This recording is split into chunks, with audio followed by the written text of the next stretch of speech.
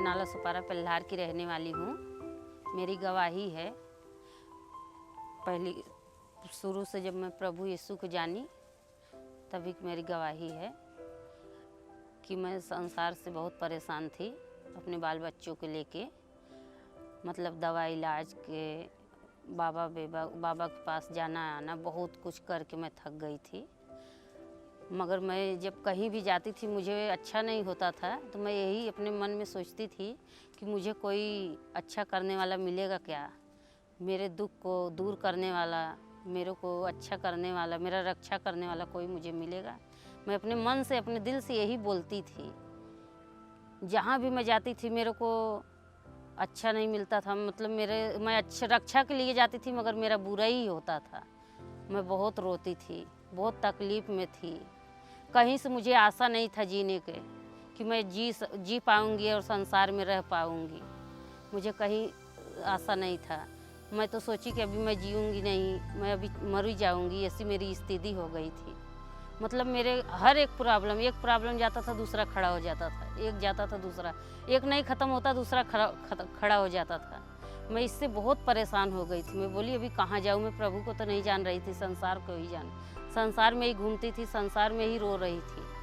मैं कहीं भी जाती थी, रास्ते में, सफ़र में, कहीं भी मेरे को यही खाली मन में आता था कि मेरे को कोई शांति देने वाला है, मेरे को कोई मेरा उद्धार करने वाला कोई है। मैं यही बोल के रो रो के सफ़र अपना काटती थी। तो पहली बार जब मैं अपने बेटे की वजह से, मैं अपने बेटे की तकलीफ़ से निकली थी, वहीं से तो मैं प्रभु को अपने पाई। बेटे को दवाखाना में लेके गई, केम हॉस्पिटल बम्बई में, दादर में है, वहाँ मैं बहुत इलाज की, मतलब बहुत हॉस्पिटल में, मगर केम से दवा की, उधर से दवा उसका बंद कर दी। जब उसका इलाज नहीं हुआ तो मैं एकदम बंद कर दी। मैं बोली अभी इसका दवा नहीं करूँगी, अभी या तो ये नहीं रहा या तो मैं नहीं रहूँ, अभी यही है। मैं हर जगह से कंटाल गई, ओझा बाबा सबके तरफ से मैं वो हो गई थी। तो मैं आ रही थी उधर केम हॉस्पिटल से आई, इधर वसई में जहाँ बस स्टॉप है, वहाँ पे एक सिस्टर मेरे को मिली थी। जब मैं प्रभु को नहीं जानती थी, मैं दवा खाने से, तो प्रभु के बारे में कुछ मुझे बताई वो कि मतलब नर्क स्वर्ग, प्रभु को जानोगी तो तुम अच्छा होगी। मगर उस समय पे मेरे को वो नहीं समझ में आया। उसने सिस्टर ने मेरा नंबर भी ली, बोली शनिवार का चर्च रहेगा, आप कॉल करना, आप आ जाना स्टेशन पे, मैं लेने आऊँगी।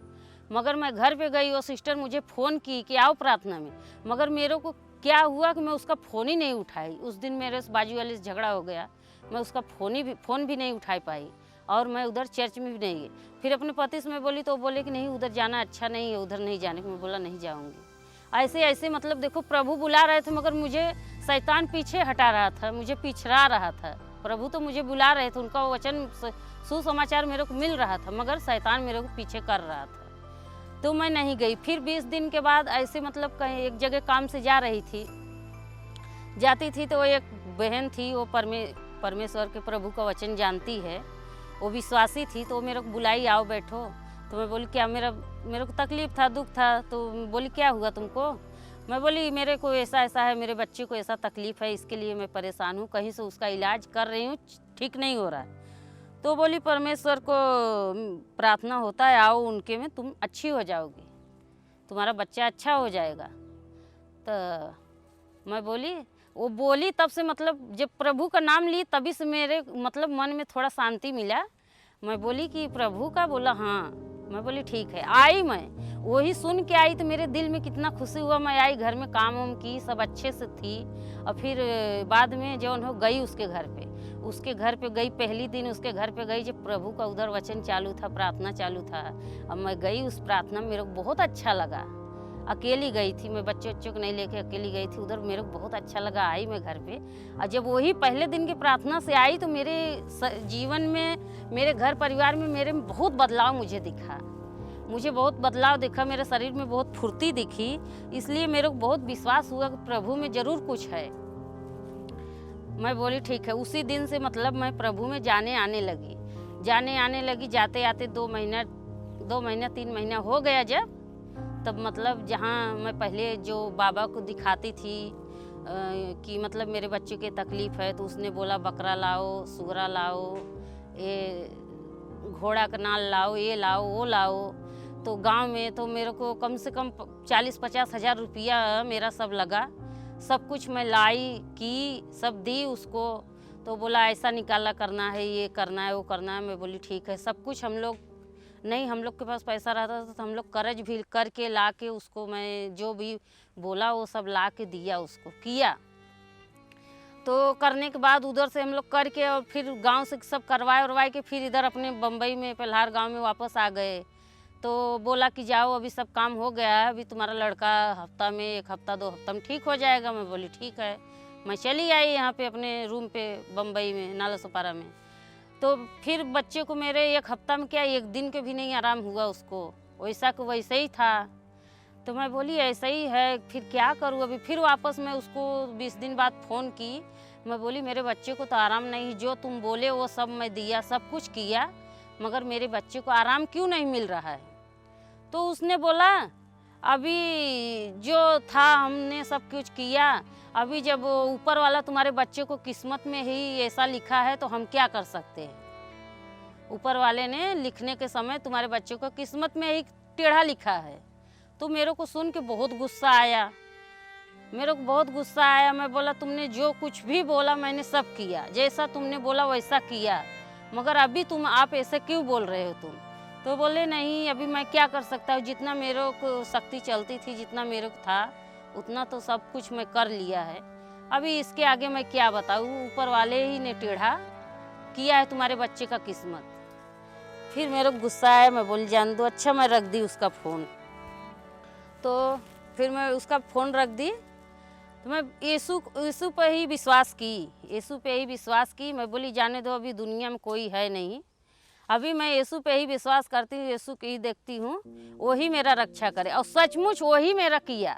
जब यीशु में मैं बढ़ने लगी, 2 महीना हुआ, 3 महीना हुआ, जब वो ओझा जो मेरा करवाया था सब कुछ, उसने मेरे रूम के ही सामने रहता था। तो जब वो जान गया कि हाँ ये यीशु में जाने लगी, मेरा बच्चा भी धीरे धीरे ठीक होने लगा, तब वो मेरे से दुश्मनी कर लिया, मेरे से झगड़ा कर लिया। मेरे सामने मतलब मेरे को लगा के उल्टा सीधा बोलने लगा कि एक जनजाति थी यीशु में उसका नहीं रक्षा हुआ, वो आई मेरे पैर पे गिरी। मैंने बोली ये जला दो, बाइबल जला दो, ऐसा करो वैसा करो। वो मेरे ऊपर लगा के मेरे को सुना रहा था। ऐसा मैं रोज़ सुनते गई। ऐसे एक दिन मैं अपने घर में अपनी प्रार्थना करने बैठी, बाइबल लेके बाइबल उठाई बैठी है, 2 मिनट घुटना टेक के प्रार्थना की। उसके बाद मेरे अंदर से ऐसा जैसा होता है कि तू जा बाहर और उसको बोल जा। तो मैं बाइबल उधर ही छोड़ के और बाहर निकली बहुत गुस्से में। मैं बहुत गुस्से में निकली बाहर। मैं बोली आज इतना पैसा सब कुछ मैं लगाई है तुम्हारे वजह से, तुमने बोला इसके लिए मैंने लगाई। जो कुछ भी तुम सामान लाने को बोले वो भी लाई हूँ, 40-50 हज़ार रुपये मैं खर्चा की है। और फिर भी मेरे बच्चे को अच्छा नहीं हुआ है। दवा खाना में जितना भी दवा डॉक्टरी गई हो वो रिपोर्ट भी मैं रखी हूँ। अगर तुम अभी मेरे को यीशु में जाने के लिए तुम मेरे साथ झगड़ा करोगे या कुछ भी करोगे ना, तो जितना भी रिपोर्ट दवा खाना सब कुछ है, सब कुछ लेके चलूँगी और मैं चौकी में केस करूँगी तुम्हारे नाम से। तुम्हारे नाम से अभी मैं केस करूँगी। क्यों करूँगी कि तुम हमें रोकते क्यों हो। तुम्हारे इधर आती थी तो अच्छा था, अभी मैं यीशु में जाने लगी, तुम मेरे पीछे क्यों पड़ रहे हो, क्यों मुझे सता रहे हो, मेरे को क्यों सताते हो।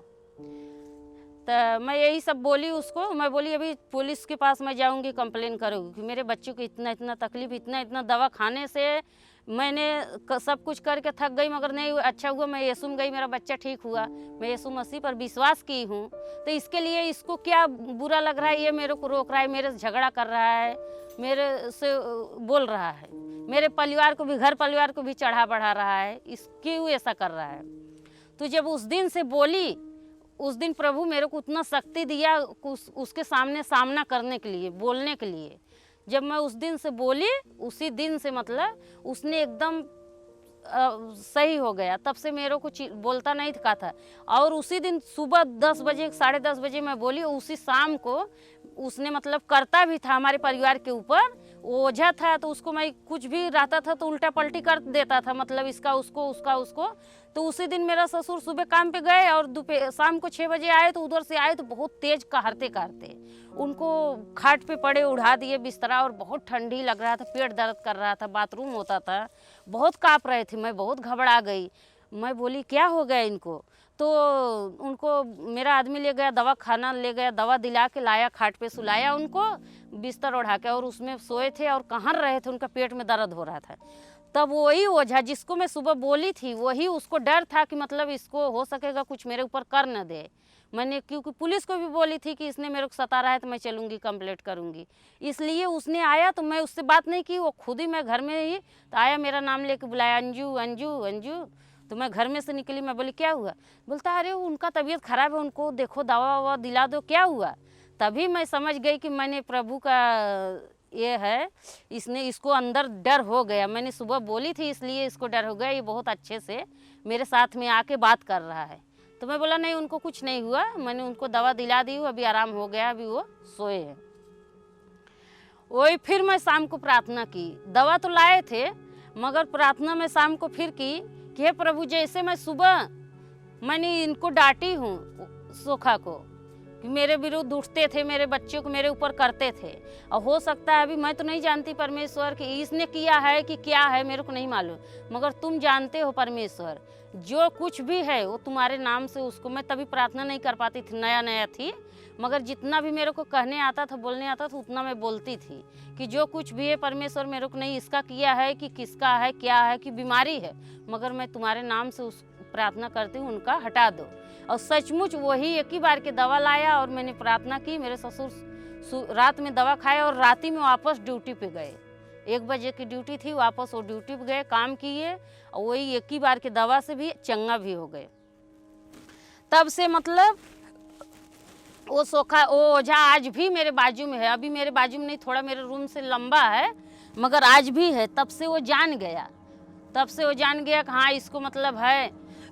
तो कितने बार बोला कि अरे मेरा पूजा कोई बांध दिया है, मेरा सब, अभी मैं पूजा नहीं कर पाता, अभी मेरे पास भीड़ जमा होती थी, अभी भीड़ नहीं जमा होती है, ऐसा कोई कर दिया है, कोई कुछ कर दिया है। मगर मैं उससे बोली नहीं, मैं अपने प्रभु से बोली कि हे प्रभु, इसने तो गलत काम कर रहा है, संसार में मतलब पूरे सबको फंसा रहा है, संसार में कोई ओझा दुआ बाबा तो है नहीं, सिर्फ आप ही हो, तो ये जो गलत काम कर रहा है इसका एक गलत काम बंद करो। सचमुच यीशु मसीह ने ऐसा किया कि जिस जगह पर उसके पास कम से कम शाम को 10 से 20 या 30 आदमी औरत जमा होते थे रोज के दोनों टाइम के, आज के डेट में उसके पास कोई झांकने को भी नहीं आता है, एक जन देखने को भी नहीं आते हैं। अभी है, ड्यूटी करता है, तबेले में है, मगर उसके पास कोई नहीं आता है। आया था, इस बार भी आया भी गांव से, तो मेरे पास आया मेरे ससुर से बोला, मेरे आदमी से बोला अपना रूम दे दो भाड़े से। तो मेरे ससुर मेरे को बोले, मेरे आदमी बोले, मैं बोली मैं उसको रूम नहीं दूंगी, ओझा बाबा लोग को मैं रूम नहीं, मेरा रूम खाली रहेगा चलेगा, मगर मैं ओझा बाबा को रूम नहीं दूंगी। तो मेरा ससुर बोला देखो भाई, मेरे को नहीं मालूम रूम के बारे में, उससे पूछो, वो ही बता सकती है। तो मैं खाना पका रही, वो डायरेक्ट आ गया मेरे रूम में, तो मेरे को बोलता है अंजू मैं काम से आया हूँ। मैं बोला क्या, तो बोलते हो अपना रूम दे दो, जो भी भाड़ा है तुम अब भी ले लो। मैं बोली ऐसा है कि मेरे को रूम नहीं देना है भाड़े पे, मेरे पास हमेशा नाथ हित आते रहते, उसमें उठाना बैठाना रहता है मेरे बच्चे रहते हैं और मेरा उठते बैठते, मेरे को रूम भाड़े से नहीं देना है। बोला जो भी तुमको पैसा चाहिए, जो भी भाड़ा चाहिए मैं दे दूँगा, अब भी ले लो तुम, मगर तुम दे दो रूम। मैं बोली नहीं मैं रूम नहीं दूंगी। काहे नहीं दूंगी कि मेरा उसमें कोई भी आता है, मेहमान लोग आता है तो मैं सुलाती हूँ, बैठाती हूँ, उठाती हूँ, मैं रूम नहीं दूंगी। तो जौन है गया मतलब हमारे रूम से 4 रूम के पीछे है, उधर बाजू में है, मगर जैसा पहले मेरे को सता रहा था वैसा अभी नहीं सताता है। अभी बहुत अच्छे से, अभी खुद से ही आके बहुत अच्छे से बात करता है, बहुत अच्छे से रहता है। मगर मेरे को मालूम है कि वो कैसे रहता है, कैसे, कोई परमेश्वर ने उसको अच्छा बनाया। परमेश्वर ने जो बोला है कि एक विश्वासी पूरा घराना उद्धार पाएगा, तो वही एक विश्वासी से पूरा घराना मेरा उद्धार पाएगा। पहले मैं जब यीशु मसीह को जानी तो मेरे चाली में मेरा सब दुश्मन बन गया, मगर आज के डेट में सब लोग मेरे से बातें करते हैं, मेरे पास आते जाते हैं, बोलते हैं, कोई मेरे से दुश्मनी नहीं लेते हैं। कि मतलब कोई भी अभी मेरे को बोलता है कि चलो मंदिर में चलो, या ये करो वो करो, वहाँ है पूजा करो, ये करो, तो मैं तो डायरेक्ट मना कर देती हूँ, बाबा अभी मैं पूजा पाठ नहीं करती। क्यों नहीं करती हूँ? अभी मैं यीशु मसीह को जान ली हूँ। अभी मेरे घर वाले भी ज़बरदस्ती करते तो मैं बोलती खुद तुम करो, मगर मैं नहीं करने वाली। जो चीज़ से मैं निकल गई है, जो गंदगी से मैं निकल गई, वो गंदगी में अभी मैं वापस जाने वाली नहीं हूँ, क्योंकि मैं परमेश्वर को जान ली हूँ, यीशु मसीह को मैं जान ली हूँ। अभी जीऊँगी तो भी उनके में, मरूँगी तो भी उनके में।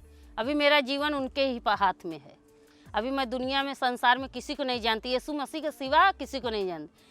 अभी कोई ज़बरदस्ती प्रसाद भी दे देता है ना, तो मेरे बच्चे नहीं खाते, बोलते हैं वो फेंक देंगे या तो किसी के दे देंगे, मगर बोलते हैं हम नहीं खाएंगे, हम लोग यीशु मसीह को जानते हैं। सारी गवाही के लिए मैं प्रभु यीशु को धन्यवाद करती हूँ।